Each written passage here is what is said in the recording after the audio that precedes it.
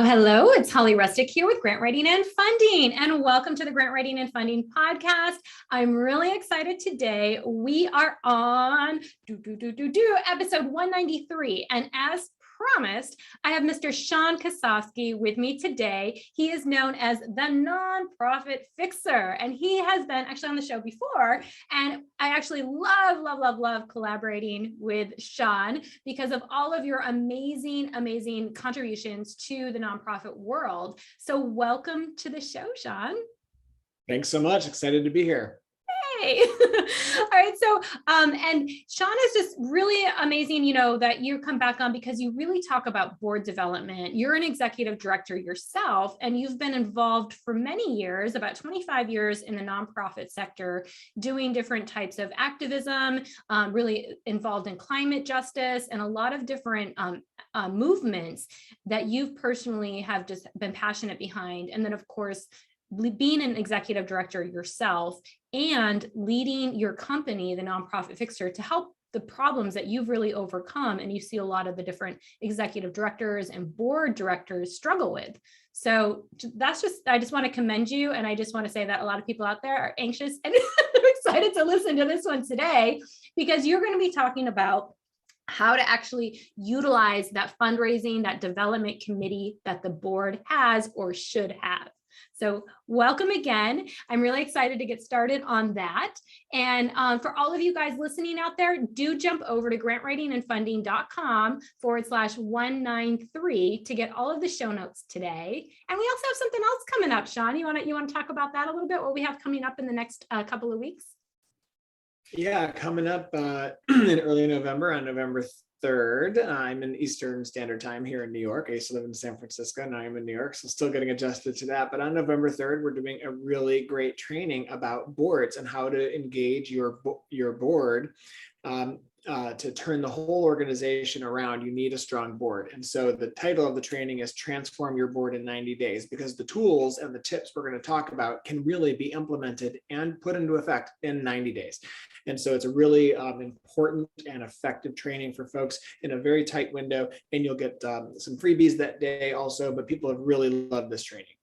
Yes, and I absolutely love the training. I've been a part of your training before on this, and it's so beneficial. So for those of you who are listening or watching the podcast and you want to join, it's a free training. It's an hour long, and it's just amazing. And it's going to show you exactly how to transform your board of directors in 90 days. So if you are feeling stuck, if you're feeling stagnant with your board, maybe, you just haven't had the type of board involvement that you hope for, and you could be an executive director, or you could be on the board yourself and wondering, how do I really get this moving and producing the results that I see other boards producing? Definitely check out this webinar. It's free once again, and Sean is going to give his expertise and some freebies. So you can definitely sign up for that at grantwritingandfunding.com/193. We do have limited slots, so please do sign up soon. And once again, that's happening on Wednesday, November 3rd, 2021 at 3 p.m. Eastern Standard Time. All right. So, but let's get into it today. Like I said, you wanted to really talk about a committee that the board should have. So this committee you may or may not have. So Sean's going to talk about how you can really leverage this committee, and also talk about some fundraising tools, and really talk about board structure. So you want to go ahead and get going on that, Sean? Yeah, I mean, I think that it's really important when we're thinking about nonprofit boards to think about the board as the owners of the nonprofit, right? The nonprofit board really is the incorporating agent. And when you are part of the nonprofit board, you have it in your responsibility to make sure that the organization that you're leading is resourced. Boards can't just pass a budget and then walk away. They can't just say, oh, we're going to spend $1 million and raise $1 million, and then only be there for the spending part. Boards have to be there for the raising part, right? Because they are financially and have a fiduciary responsibility to make sure this organization can pay its bills. So if you start hiring people or doing things, you're going to have to raise money to resource that budget that you've passed. And the best way for a board to do that is to have a development committee. A plan, all these other things that boards can have or nonprofits can have, all really stem from infrastructure. And what you do need with a nonprofit organization is a committee structure. Most nonprofit boards do have committees. You can put this in your bylaws or you cannot. You can decide to have committees that are standing or just ad hoc and they come and go. But generally, there are 3 committees that you're definitely going to want to have: a governance committee, you're definitely going to want a finance committee, and a fundraising committee or a development committee. And development's the term that people typically use because it's not just fundraising. It is like all these different ways that you're growing the organization. Now, on this development committee, you could have all sorts of individuals from the board itself, or you can populate your development committee with people from the public. So one great way to find future board members is actually to put them on your development committee and to see how they work out. And they might end up on your board a year or 2 later. So just as an example, let's say you're a local chapter of the Heart Association or something, and you have a board and you have 15 people on your board, but only 4 people want to serve on the development committee, right? That those 4 people can go out and engage 5, 8, or even 10 people from the larger community to serve on that committee. They don't get to vote because they're not actual board members. They don't have to attend monthly meetings, but they get to be part of this committee. And a development committee is powerful, and because you're basically delegating, you are rallying all these people to help you. We tend to fall into this trap that we can just raise all the money ourselves as development directors or as grant writers or as the ED. We need support and we need help. And the development committee is the structure to keep the board on track. The development committee does not supervise the development director. They get the board to raise the money that they've promised to raise. And that's why it's really powerful. Yeah, no, I love that. And just as a side note, that's how I got involved to be on one of the boards that I'm on. Is I was on the fundraising or development committee first, right? So I was on that for a couple of years. I really liked what the organization was doing and I wanted to support them and be involved, right? Because it's a great networking opportunity to be on those committees a lot of times, especially if you're doing events and stuff, because then you're also meeting other people at those events, et cetera. And then I was invited to, and then I was nominated for the board because of my commitment in the committee, right? So it's a way to be more involved with the nonprofit and do networking and really be able to meet other people and just, just get your name out there too, or your nonprofit's name, et cetera, right? Or business name. So it's a great way to kind of do that and move forward and see what the nonprofit that you're volunteering for it on the committee is really doing. So absolutely. And I love what you said about how important it is to have this committee, because if you don't have this committee or if the board's trying to do it all, the board has so many other responsibilities. And especially as a committee member, what was great about it is I didn't have all the responsibility as a board member too, right? I was able just to show up to my committee meeting and I was able to really, be involved with those events, but I didn't have to do everything else that the board member does. So that's also another advantage, I think. Even if you don't want to get on the board, you can help support. So yeah, committees are a great thing because they add accountability. You can't just like volunteer loosey-goosey when it comes to fundraising. You need some structure. And the best way to be accountable is to have to show up regularly and talk to this other group of people about what part I actually accomplished, right? So someone comes to a nonprofit and says, I want to help out. One of the first places I would want to put them is on our development committee. And there's so many ways to help out in development that don't involve asking for money, but you definitely need to be part of a development committee. And so many nonprofits don't have a development committee. And it is one of the huge reasons keeping them small or keeping them behind, because they have not fully engaged their board members. And usually it's because they're afraid. They're afraid to actually ask their board members to fundraise. And that's why they don't create this committee. Wow. Do you think there's something behind that, like that fear and that limitation? Yeah. Mm-hmm. There's a whole bunch of hangups we have about money in the West, right? Like I think that people are shy about talking about money. They feel like if I ask someone for money, then I'm asking them for a favor. That is not what you're doing. You're inviting someone to help make the vision of the world that they want happen, right? We all want clean air. We all want diseases to go away. We all want a better environment. We all want people to be healthy. So if you're the donor and I'm the doer, right? It's a partnership. So I ask you for money, you pitch in, I go do the work, right? I'm inviting you, I'm giving you an opportunity to pitch in and help. But we too often think of asking people for money as a burden, or I'm asking for a favor. I don't want to be beholden to this person after I've asked them for a favor. or we have hangups about money because we have our own hangups about wealth or money or dollars or income. I shouldn't ask Steve for something because times are tough right now. Well, you can't be the buyer and the seller, right? You can't constantly be making a decision for someone else. If you need to raise money for your organization, you can't make the decision for others. Ask, ask, ask. No one is ever offended when they're asked for money. They may be bothered if you call during dinner, but no one's offended to be invited to give to some charity. They're just not. So I think that this hang up we have about asking our own board members to fundraise is partly that, but also because we say, oh, they already give so much of their time, right? But as an executive director, I can't pay the bills with my board members' time. I need money. My board members need, and my committee needs to raise money. So we have to hold our boards to a high standard, and that means asking them to pitch in and raise the money to fund this organization, or go do something else. But if you want to lead an organization, you got to raise money. I love that. And it is. You have to have money to pay the bills, right? To move the mission forward, all of those things. So, and that's so true. There's so much like trauma related with money and emotional kind of responses with money. And once we kind of like really get into, no, I want this mission to work, it is going to make the world a better place. Will you invite, I'm inviting you to be on this journey with me, right? So I think that's where the mind shift is such a good thing to come from that position and to remind your board members, like, let's go from that kind of perception to really push forward. That can get over those hangups sometimes, right? So, right. And then also like, okay, let's get this from a position as like kind of twofold. So let's first kind of think about people listening out there who may not have developed this committee already, right? They're just kind of like, oh, that's a thing. It doesn't just have to be board meetings, there can actually be committees. They might be newer nonprofits, et cetera. What are some recommendations you can give to them? And then we can move on to say, maybe they already have a fundraising committee or development committee already, but it's just not, there's no momentum in it. So if you could kind of talk to those different perspectives, that would be amazing.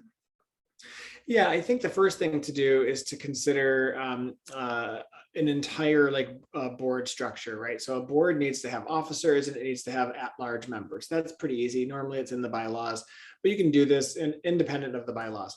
In terms of creating a development committee, the first and most important thing you should create is a charter. And that can be 2 paragraphs saying what this committee does and what this committee doesn't do. Luckily, I have charters that I've drafted for people to use. You can scoop them up on my website. I think I sell them for a couple dollars, right? Like all the board charters. So I basically am giving them away. So you could have a charter that basically says, here's our charge, right? Here's what we were created to do. So once we're clear on the vision, we can all be aligned. And once the board committee is aligned, it makes everything easier. The problem with groups or committees or juries, or anytime you get a bunch of people together to solve a problem together, is that there's misalignment. And if you have a charter, some kind of like organizing principle for why we're here and why we're grouped together is makes everything so much easier. So first off, starting a development committee is that you're going to need at least 3 people. You're going to need a charter, and then you're going to need a plan. And a plan is typically, if you have development staff or an executive director, you ask them, how can we as a committee support the fundraising activities of this organization? And normally the staff will say, oh, well, we have this gala in the fall. We need people to identify pots of money out in the community, including foundations. And we also need someone to help thank our donors, right? Usually the staff will have a list of things. And the development committee is there to help carve up these responsibilities and ask the board to pitch in, right? So that's one thing, is that you just need 3 people minimum. You're definitely gonna need a charter, and you want a plan. And usually the plan could be as simple as just a few bullets from the staff. If there are no staff, if your organization is small and there's no staff, then the board needs to figure out, where is the budget? What does the budget say we're gonna spend this year? Oh, we're gonna have to spend $10,000 on programs or $100,000 on programs. So the development committee can then say, okay, who do we think can give money? Who would give money to these programs? And that committee can then carve up a set of responsibilities. And it's really easy to do a development plan. People get all up in their head about development plans, but it's really who's going to do what by when. Period. That's easy. Sally is going to ask these 4 people by December 1st to give us some money toward this budget. So that's all you really need to get a development committee off and running. That's amazing. I love that. It can be so simple. I think a lot of people just spin themselves out of control thinking, oh my gosh, there's a whole nother thing. And it becomes like just this thought that they need to get checked off and it becomes a big monster, right? So it doesn't have to be. It can be 3 people, know what your charter is. So how often are we going to meet possibly, what your responsibilities are, just so people know, okay, I got to show up to this, etc. And then the plan, like who are we going to reach out to? What is our goal? When are we going to do it by? So you can have these tasks to kind of check off every week. I've even seen like fun things like little competitions internally. So if you have like different people on your committee, and if so-and-so, whoever reaches out to the most people, like, they get a little swag thing, you can have like you can make it fun, right? Like it's all about being fun and having, impact in the world, and really thinking about it's not just a drag. Oh, I gotta call these people, but it's like, this is exciting. We should ring the gong every time we get somebody in, right? So yeah. Fundraising is fun. And if people see fundraising not as a chore, but as something joyful, like, oh, I'm going to go make real change in the world. I'm going to do it by engaging strangers and my friends. And they're going to see what a great person I am because I'm pitching in and I get to learn new skills and I get to party and have fun. I mean, who doesn't want to have like a cocktail night? If events are your thing, great. If you're more of an introvert and you don't want to do that, but you want to find other ways to raise money, you will learn new skills. You can run a Facebook fundraiser for your board. There's all these things you can do, whether you're an introvert, extrovert, whether you have 5 friends or 5,000 friends. There's all sorts of like fun and interesting ways to go about doing the fundraising. But you're right. It's like some people just get all geeked out on it. And then once you have your first success, once you start really raising money, you're like, oh my God, this was so easy and so much fun. And I contributed. It just is so rewarding. Yep. Sorry, there's a little background noise right now. They're wind blowing outside. I can't hear it. So. Oh, good. Okay. So yeah, so there's so many, and like you said, there's so many different things. I know one of the things we like to do are golf fundraisers. So, and I'm not a golfer, right? So, but it's fun to ride around in the golf carts and deliver drinks, like, take a drink or two as well, going around. Like it's a fun day out. You get to chat with somebody in your golf cart, you know what I mean? So it's, you can have a lot of fun in the events themselves as well. And so let's kind of look at it then. If you already have this committee, but you're just not getting people showing up, maybe, you're not getting a lot of momentum in this. How can you kind of revive it,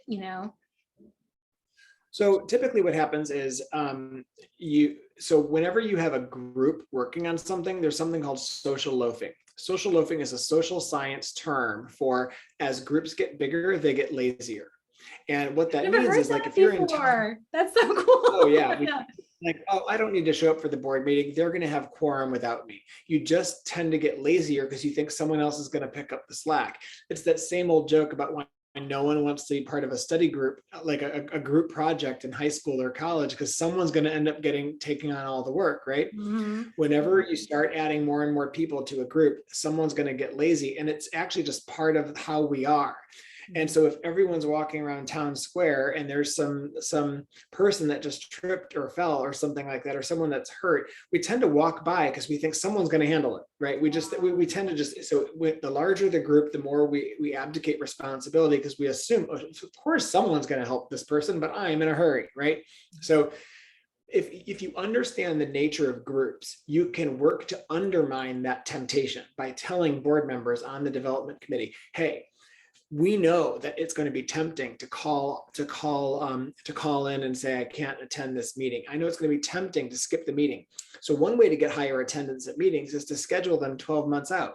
Your board will always know for 12 months when they are. So there's no surprises. Oh, this got scheduled. So there's no excuses. You all had this on your, so the only way someone should cancel is if it's really extreme or they got sick, right? So you have your meeting scheduled far enough in advance. The other way is to get more and more people involved, right? If you have 4 or 5 people and they're always the same 4 or 5 and they're not having a lot of fun, juice it up by getting a lot more people involved. Even scale it. Find some way to do like a fun happy hour, even if it's outdoors or whatever, right? Like get a bunch of people involved and do outdoor events. And then it starts becoming more fun because you're getting more people involved. Some folks might say, how do I get more people involved? Put out a call, put out email, put it on social media. Say, we actually are open call for people willing to be part of our development committee. So sometimes a person infusion can really help. The other thing is making the meetings fun. Sometimes wine, beer, games. combine it. We're going to watch a movie and talk politics, or talk fundraising, or talk whatever. So whatever your group is. So I think that one of the ways to do a development committee, if you're suffering from energy, is to really think of fun, different ways to make the meeting enjoyable. But I do think it really is a numbers game. You need at least 5, 6, 7 people as part of the group, because you will have some attrition and people being lazy. And if someone says, I can't make the meeting, they are assigned more work, right? That's one of the penalties. If you cancel on a meeting, we're going to assign you stuff if you don't show up. So it gives an incentive. Voluntold, exactly. Yeah. So there's a lot of different ways, but you can still keep it fun. These are volunteers. So yeah, I love that. Yeah, and it's about, let's create this fun thing to do, right? Like, let's have challenges, or let's just show up and have it at happy hour instead of like, a lunch meeting where everyone's rushing back to work. Let's make it a little bit more relaxed so we can really focus on why we're here, right? And having fun about, and thinking about how fun we can make this, how much fun we can make it. So I love that. Also, now looking at, those are great tips too on that inertia, how to overcome that. Because I've seen that in a lot of different committees, right? So I love those tips. I think they work. I've seen them work personally, and I'm willing to try some of these other ones too. So have more fun. But what about, now you also have different fundraiser ideas. You do have a tool on how to actually come up with ideas. Because the other thing too is you can just get stuck with doing the same old fundraisers that just are now boring, if you will, or they're just not working as well, or they're burning out your sponsors even. So how can you come up with like new ideas that can also help give it that juice that it needs? Yeah. So one of my nonprofit clients told me, hey, we really want a list of things to give our board to do to help with fundraising, but they're very shy about directly soliciting, like asking another carbon-based human for cash. Like they were like very nervous about that. Everything else about fundraising, they're willing to participate. They're willing to lick envelopes, but they just don't want to ask another person for money.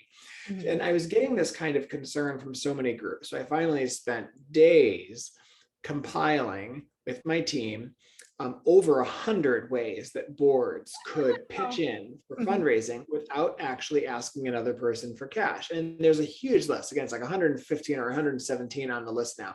And maybe we'll drop in the link for the on the blog post, so folks can go see that. But at my website, nonprofitfixer.com, on the blog, you can go find this. It's one of my most recent posts. And in that list, there's just like a whole bunch of things you could do. Board members can go out and prospect, learn about what foundations give money in that state. They can run around in the community and find out what the sponsorship opportunities are. Going to a local restaurant, how do you engage with nonprofits? Do you have gift cards you give away? So you're not asking for cash, but you are asking businesses about sponsorship. So it feels more like a give and take, right? There's over 115 of these things that people can do that I think people would find very useful. So you could present this to your development committee and say, choose. Right? Here's 115 ways you can do stuff this year. There's no excuses now that why you wouldn't be helping to procure money for the organization. One of them is just get us in front of the media, call newsrooms and pitch, get us in the press, because people getting in the press sometimes leads to donations, right? So there's so many ways you can do things that feel like program work and activities, but they're really kind of fundraising too and marketing. So that blog post is great. We could share that with folks too, but it is a huge list, and no board should be able to look at this and have an excuse for why they can't fundraise. Oh, I love that. Yeah. And we'll definitely share the link. Absolutely. Because that is such a godsend. I'm so glad that your team built that, because so many people, they get stuck on what should we do? Right. So having a list, then it could just be an easy, okay, we're going to select these 5 to 10 things to do right this year. And this is how we're going to do it. And then that can make your plan. Because some of you guys have said, develop a plan. Wait, I don't know how to do that. That could be as simple as you could do it too. Is I'm going to select 5 to 10 things of these things on Sean's list, right? Out of the 115 I can choose from. And that's what our plan is this year. So I love that. Thank you for that resource. That's going to be super helpful. So as we're looking at this, again, so the development committee is so important. It's important to bring fresh people in. It doesn't all have to be your board directors, nor should it be all of just your board directors, but really getting other people in and looking at too, maybe inviting people that have relationships in the community as well already, with different businesses that they own, or, you know, different things that really connect with your nonprofit, right? Maybe some of the same mission oriented focus as well. So can you kind of talk about that too, if you want to look for people to invite to this committee, who might you be looking for? So most charities are local, right? So Mhm. many of them are local and they're small. So you literally just map out your day. Okay, I go to Starbucks for coffee. I go to, not that every town has a Starbucks, but let's just say you wake up, you go to Starbucks, you drop your kids off at school, and then you greet your mailman, and then like there's things that are just going on throughout. You're interacting with other carbon-based people who all are probably good people who care about the world. Mhm. Ask all of them, right? Yes. Like, hey, Jane, I know I usually get my bagel and coffee from you every day. Are you involved with any nonprofits? Like the number one reason why people don't get involved or don't give money is that they aren't asked, right? Wow. So if I were to ask every person I interact with, like the doorman at my building or anyone, like, hey, are you involved in any nonprofits? Would you like to be? Because I'm part of a group that could use some help. And some people are going to say, no, sorry, totally, not my thing. And some are going to be like, actually, I was just talking to my friend about wanting to do more, and I've got time on my hands. So if you just start asking, you will find people. So just think about who you encounter in your day, right? Mhm. Cast a wide net. It sounds goofy, but most people are likely to do something if they're asked by someone they know, right? If you just put out a blast from headquarters on email saying, hey, let's do something, you're not going to get the same uptake than if someone who knows someone makes the ask. That's called peer-to-peer engagement or relational organizing. People are likely to do what their friends, family, and colleagues ask them to. So it's not silly to say the people you interact with throughout the day could really be helpful. Mhm. But also look at your other assets. Look at your social media friends. Look at your followers. Look at the people you chat with and like on LinkedIn or on Facebook. Or certainly look at all the other ways that you interact with people, your family. Any clubs, the PTA, like we're all showing up digitally or in person with other folks. Ask. It's so much easier to ask someone to volunteer than it is to ask them for money. But once you've gotten them to volunteer, they're going to be asking for money for you. Which that's great. I love that. And I love how you just keep going back to these really simple processes, right? It's like, no, don't make this complex. Like there are people out there, they want to help, they want to contribute. Keep it simple, like, and keep it more on that personal level. Like I love that. And I was just thinking while you were talking that most of, so I'm on 2 boards right now. Those 2 boards that I'm on, I joined because I had people actually personally call me and say, Holly, would you consider running for this board? Right. Right. So it's that personal ask again. And if I would have I could have missed an email, they would have just blasted it out. Right. But because I had someone that I knew call me and invite me to run, then I did, right? Because then I was like, oh, and I think that also makes people feel more valued, right? Than just seeing it in an email or something like that. But if you personally reach out to somebody, they're like, oh, they want me. There's some of that, like, there's an affirmation in there. So that one phone call landed you on their board, and how much have you raised for them now, right? yeah. It's probably a very good lucrative one phone call. Yeah. And it's because they asked someone that they knew.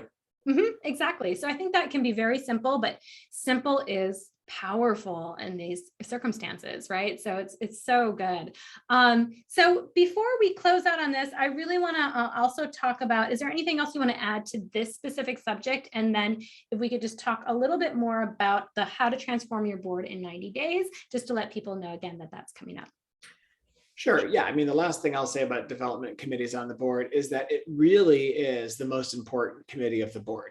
There's the governance committee that handles like compliance and policy. There's the finance committee, yawn, who wants to deal with money coming in, money going out, like the actual audits and the fine. Like I don't love that. Some people love that. I don't love that.